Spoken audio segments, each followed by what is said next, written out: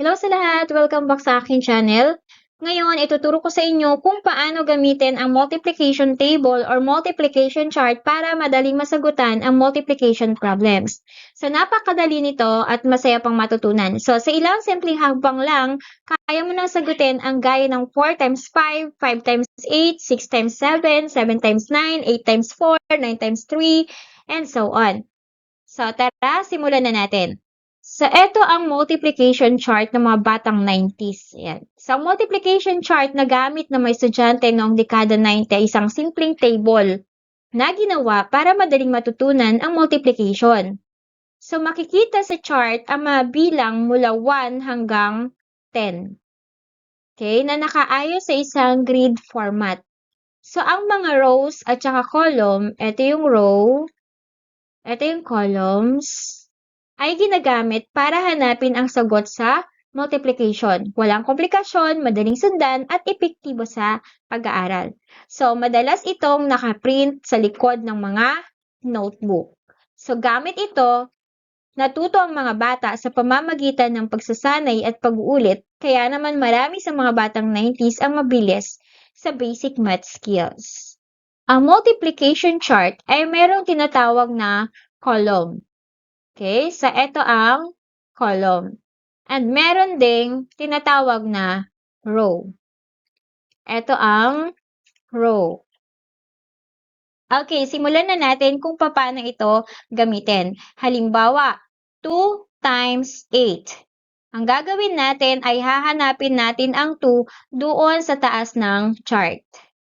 Okay? Next, hahanapin naman natin ang 8 doon sa gilid ng kaliwang chart. So, ito yung 8. And then, sundan ang column pababa mula sa 2. And then, sundan din ang row pahalang mula sa 8. Kung saan sila nagtagpo, yun ang sagot. So, nagtagpo sila sa may 16. So, ibig sabihin, ang sagot ay 16. 2 times 8 equals 16. Next example, 3 times 5. Una, hahanapin natin ang 3 sa taas ng chart. Next, hahanapin naman natin ang 5 sa may gilid. And then, sundan ang 3, sundan ang 5.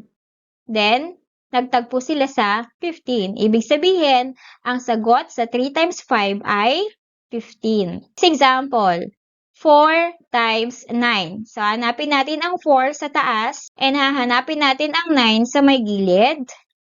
Next, sundan natin ang arrow or column ng 4 at sundan natin ang row ng 9. Okay, so nag-meet sila sa may 36. Ibig sabihin, ang 4 times 9 ay 36.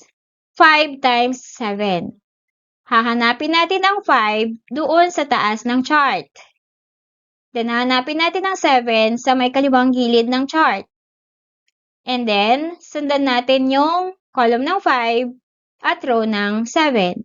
So, nag-meet sila sa may 35. Ibig sabihin, ang sagot sa 5 times 7 ay 35. 6 times 3. Hanapin natin ang 6 sa taas ng chart. And then, hanapin natin ang 3 sa may gilid ng chart. Then, sundan natin ang column ng 6 at ang row ng 3. Then, nag-meet sila sa may 18. So, ibig sabihin, 6 times 3 equals 18. Next, 7 times 8. Hanapin natin ang 7 sa taas ng chart. Hanapin ang 8 sa may kaliwang gilid ng chart.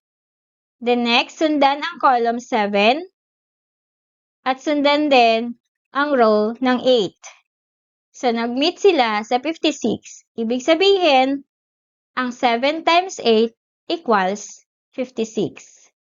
Ang susunod na halimbawa ay 8 times 6.